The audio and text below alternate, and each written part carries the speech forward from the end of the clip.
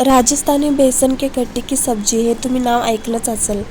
मी तेच करत आहे. तर तुम्हाला नक्की रेसिपी आवडेल बघा. तर चला बनवूया. एका परातीत बेसनचं पीठ घ्यायचं 1 कप. त्यामध्ये जिरा घालायचं 1 चम्मच. नंतर 1 चम्मच ओवा घालायचं. वरून मीठ घालायचं. त्यानंतर हळदसुद्धा घालायचं 1 चम्मच. आणि लाल मिरची पावडरसुद्धा घालायचं 1 चम्मच. आणि हलक्या हाताने छानसं मिक्स करून घ्यायचं, म्हणजे ते छान मिक्स होईल.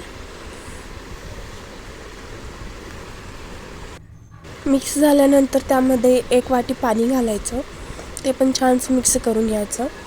पीठ जास्त घट्ट करून घ्यायचं. जेवढं घट्ट असेल ना तेवढे छान तुमचे बेसनचे गट्टे छान होईल. पीठ मळल्यानंतर 15 मिनिटासाठी झाकण घालून ठेवायचं. चला मसाला करूया. एका कढईमध्ये तेल घालायचं. त्यामध्ये धने घालायचे, पान घालायचं,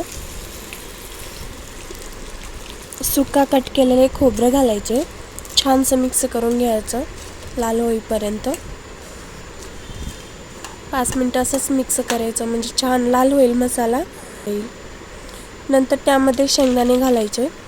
ते पण छानसं मिक्स करून घ्यायचं. मिक्स झाल्यानंतर त्यामध्ये फुटाणे घालायचे थोडं आणि मिक्स करायचं. तुमचा मसाला रेडी होईल. तर या मसाल्याला मिक्सरमधून बारीक करून घेऊया. खूप मोठं नाही राहिलं पाहिजे, बारीक करायचं, म्हणजे गाढा पण येईल भाजीला. बघा किती छान झालं आहे. याचा नंतर वापर करू आपण. वाटीत काढून ठेवायचं. भाजीला गाढा पण येण्यासाठी एका कढईमध्ये अर्धा वाटी बेसन घालायचं. छान त्याला लाल होईपर्यंत मिक्स करून घ्यायचं. नंतर एका वाटीमध्ये काढून घ्यायचं. त्यामध्ये थोडंसं पाणी घालायचं. छान मिक्स करून घ्यायचं. याचा पण आपण नंतर वापर करू. आपण 15 मिनिटासाठी पीठ मळून ठेवलं होतं ते घ्यायचं. त्याला छान आणखी एक वेळा मळून घ्यायचं. नंतर त्याचे छान एक एक उंडे करायचे. बाजूला काढून ठेवायचं ते उंडे.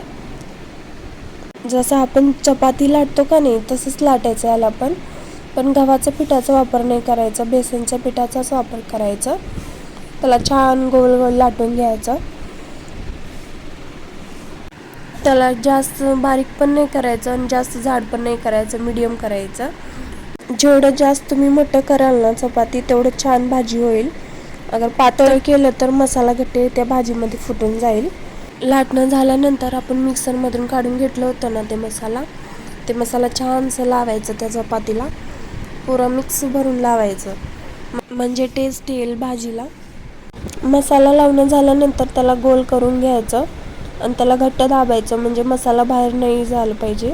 आता सर्व चपातीला असंच मसाला लावून घ्यायचं आणि छान गोल गोल त्याला करायचं सगळं मसाला लावून. स्टेप बाय स्टेप असेच गट्टे करून घ्यायचे. बघा किती छान झालं आहे. मी एक पातेलं घेतलंय. ते त्याच्यामध्ये अर्ध पातेलं पाणी घातलंय. ते गरम होण्यासाठी ठेवले. 15 मिनिटानंतर ते पाणी गरम झालं. उकळी आल्यानंतर ते गट्टे घालायचे. हळू आरामात घालायचं, नाहीतर फुटून जाईल तुमचे गट्टे. 5 मिनिटासाठी शिजवायचं ते गट्टे पाण्यामध्ये. झाकण घालून नाही ठेवायचं. 5 मिनिटानंतर तुमचे गट्टे रेडी होईल.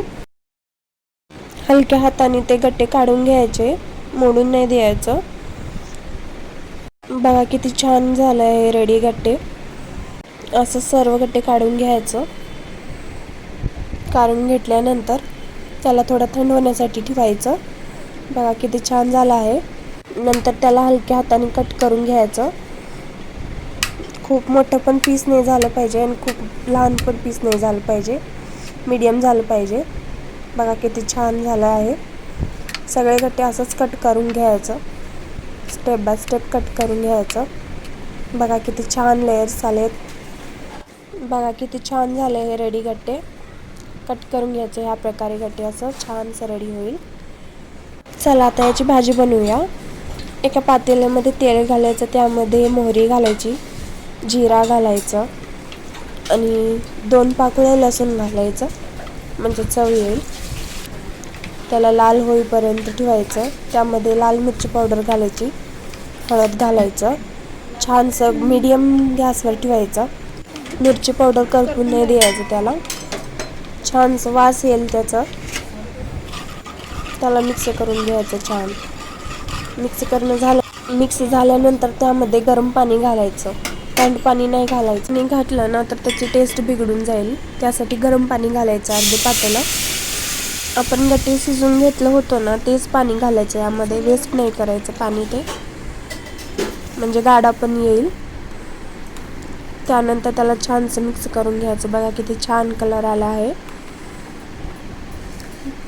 मसाला आहे ना ते उरलेला मसाला यामध्ये घालायचं, वेस्ट नाही करायचं, म्हणजे छान गाढा पण येईल याच्यानं. बघा किती छान आले.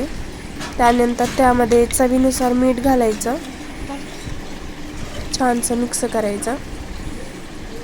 तर आता या भाजीला उकळी आले आहे, तर यामध्ये आपण गट्टे घालूया, हलक्या हाताने गट्टे घालूया. म्हणजे कसं भाजी पहिले शिजवायचं, नंतर गट्टे घालायचं, म्हणजे ते गट्टे तुमचे फुटून नाही जाणार. पण बेसनचं पीठ भाजून घेतलं होतं ना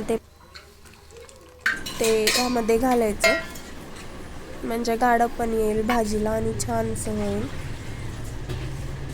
तर गट्टे पण घातले आपण, बेसनचं पीठ पण भाजलेलं घातलं. आता याला 15 मिनिटासाठी मीडियम गॅसवर ठेवूया, म्हणजे छान होईल. बघा 15 मिनिटानंतर किती छान गाढा पण आला आहे. तर चला खाऊया आता भाजी भाकरीसोबत, भातासोबत पण खूप छान लागते. याला चवीला कांदा घ्यायचं आणि छानसं खायचं. ही रेसिपी तुम्हाला आवडल्यास नक्की ट्राय करा. थँक्यू.